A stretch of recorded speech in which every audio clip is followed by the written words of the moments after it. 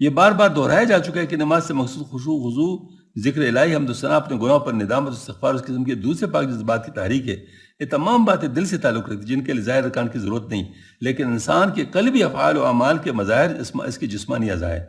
کوئی شخص کسی دوسرے شخص کے ارادہ و نیت اور اس کے دلی جذبات و احساسات کے متعلق اس وقت تک کچھ نہیں کہہ سکتا جب تک اس کے ہاتھ پاؤں اور زبان سے ان کے مطابق کوئی عمل یا حرکت ظاہر نہ ہو۔ اگر ایسا نہ ہو تو ہر انسان اپنی نسبت ولایت اور خیر کل ہونے کا دعویٰ کر سکتا ہے، اور سوسائٹی کا کوئی ممبر اس کی تکذیب نہیں کر سکتا، لیکن ظاہر ہے کہ اس طرح سوسائٹی کی بنیاد اس طرح سے تباہ ہو جائے گی۔ اگرچہ انسان کے اندر کی ہر چیز طرح خدا کے سامنے جس طرح باہر کی، اس لیے خدا کو ظاہری عمل کی ضرورت، مگر خود بندوں کو ضرورت ہے کہ اپنے ظاہر و باطن دونوں چیز سے غرض و التجا و تذلل و عاجزی کی تصویر بن جائے۔ انسان اپنے جسم و روح دونوں کے لحاظ سے خدا کی مخلوق ہے، اس کی زندگی کے دونوں جز خدا کے احسانات و انعامات سے یکساں گراں بار ہے۔ اس لیے ضرورت ہے کہ خالق و رازق و سرہم الراحمین کے سامنے روح و جسم دونوں جھک کر سجدہ نیاز ادا کرے۔ غرض یہ وجوہ ہے جس کی بنا پر شریعت نے جسم و جان دونوں کی رعایت کرتے ہوئے نماز کے ارکان مقرر کیے۔ قرآن پاک کے مختلف آیاتوں میں ہم کو مختلف قسم کی جسمانی، لسانی اور قلبی باتوں کا حکم دیا گیا ہے۔ جسم کو ادب سے کڑے رکھنے، پھر جھکانے اور سر نگو کرنے کا حکم ہے۔ مختلف دعاؤں کے پڑھنے کی تاکید ہے، خدا کی تسبیح و تحمید کا ارشاد ہے، دعا و استغفار کی تعلیم ہے، دل کے خضوع و خشوع کا فرمان ہے، آپ صلی اللہ علیہ وسلم پر درود بھیجنے کا امر ہے۔ اس لیے نماز کی تشکیل اس طرح کی گئی کہ ایک عبادت کے اندر قرآن پاک کے تمام جسمانی، لسانی اور روحانی باتوں کے احکام یکجا ہو گئے۔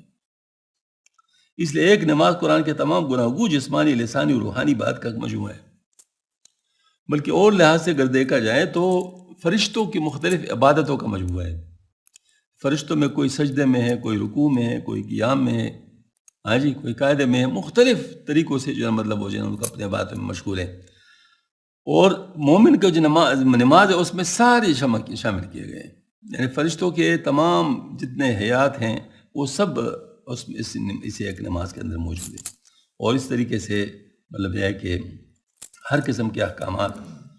یکجا ہو گئے۔ اس لیے ایک نماز کے قرآن کے تمام گناہگو جسمانی، لسانی و روحانی بات کا مجموعہ ہے۔ دوسرے لفظوں میں یوں کہہ سکتے قرآن پاک مسلمانوں کو قیام، رکوع، سجود، تسبیح، تحلیل، تکبیر، قرأت قرآن، ذکر الہی و درود پڑھنے کے جو احکام عطا کیے ان کی مجموعی تعلیم کا نام نماز ہے، جس میں تمام منفرد احکام میں مجموعی حیثیت سے انجام پاتے ہیں۔ دوسری طرف ان احکام کی بجاوری میں ایک ترتیب پیدا کی کہ اگر وہ نہ ہوتی اور یہ کام انسانوں کے ذاتی انتخاب پر چھوڑا جاتا تو جو چاہے سجدہ کا صرف قیام کرے، جو چاہے زبانی سے ذکر و کرت پر اتفاق کرے، جو چاہے صرف دل سے دھیان کر کے فرض سے ادا ہو جائے، تو ہر فرض سے فرض الہی کے متعدد ارکان چھوٹ جاتے ہیں جن پر کبھی عمل نہ ہوتا، اور جب نہیں کہ افراد کی طبی سستی و سلنگاری ان پورے احکام کی تعمیل میں مانے آتی۔ سب سے بڑھ کے تمام مسلمانوں کی بات کی واحد اور منظم شکل پیدا نہ ہوتی، نہ جماعت ہو سکتے، نماز کو ایک مذہب کی بات خاص کہا جا سکتا، اور نہ جماعت رمز و شعار کی وحدت کی شان اسے پیدا ہو کر مسلمانوں کو واحد امت بناتی اور بتاتی۔ حضرت سید الملت سیرت النبی صلی اللہ علیہ وسلم کی جلد 5 میں نماز کے آداب باطنی کے تحت فرماتے ہیں قرآن پاک اور احادیث نبویہ نماز کے لیے متعدد الفاظ ہیں، مثلا صلاۃ، دعا، تسبیح، ذکر الہی، اور یہ الفاظ خود نماز کی روحانی خصوصیات اور آداب کو ظاہر کرتے ہیں۔ نماز جسم و روح دونوں کی بات ہے، اگر اس میں جسم کی روح حرکت کے ساتھ دل کی جنبش شامل نہ ہو اور روح میں امتزاج پیدا نہ ہو جائے تو ایسی نماز گل بے رنگ اور شراب بے کیف سے زیادہ نہیں ہوگی۔ یعنی اس کے اندر دونوں چیزیں ہیں، روحانیت بھی ہے اور جسم سرنگوں کرنا بھی ہے۔ اقامت الصلاۃ نمبر 1، نماز پڑھنے کے لیے قرآن پاک میں جا بجائے اقامت الصلاۃ، نماز کو قائم کرنے کا لفظ استعمال ہوئے، جس کے معنی صرف نماز پڑھنے کے نہیں بلکہ نماز کو اس کے آداب اور ارکان و سنن کے ساتھ ادا کرنے، اسی بنا پر نماز میں اطمینان، ارکان کا اعتدال، باطنی خشوع محفوظ رہنا چاہیے، جس کے بغیر نماز ناقص ہوگی۔ اب ذرا تھوڑا سا آپ ایک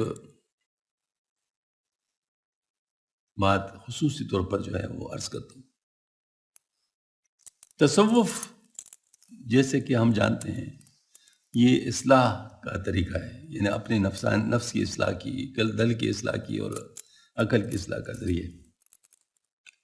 اب یہ کہ اس میں صرف وہ ذرائع اگر بیان کیے جائیں جو کہ بعد میں مرتب کردہ ہیں، یعنی جو تجرباتی ہیں ساری، وہ اگر بیان کیے جائیں اور جو اللہ پاک نے مقرر کیے ان کے وہ حالات بیان نہ کیے جائیں تو وہ آدمی کے اوپر کیا اثرات ہوں گے؟ فرق ہوگا نا، ظاہر وہ چیز تو نہیں آئے گی نا۔ اب یہ الحمدللہ یہ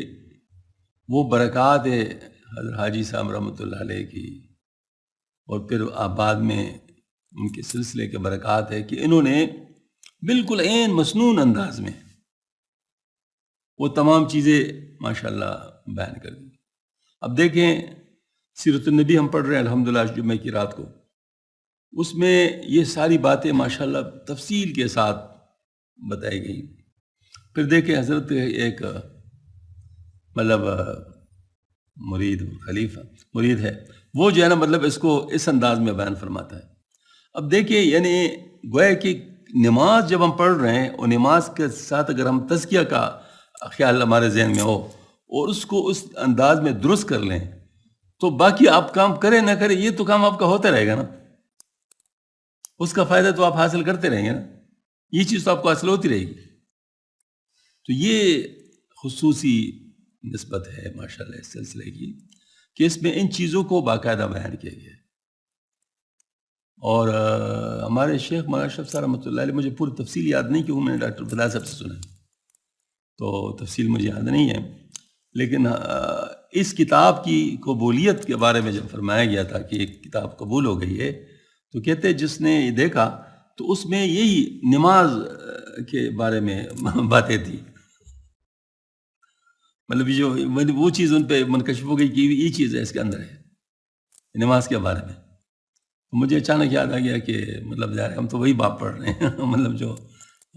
نماز سے متعلق ہے. تو یہ خصوصی مطلب چیزیں ہیں جو کہ اس کے ذریعے سے الحمدللہ طالبین کی ماشاءاللہ یعنی تربیت کی جاتی ہے. اور اگر ہم لوگ ان چیزوں پر غور کر لیں تو ہمیں وہ جو یعنی آسمانی طریقہ تعلیم ہے اس کے ذریعے سے ہی الحمدللہ بہت کچھ حاصل ہو سکتا ہے. اور اگر اس میں ہماری کمی ہو تو ان کو پھر ہم تجرباتی طریقوں سے پورا کر سکتے ہیں.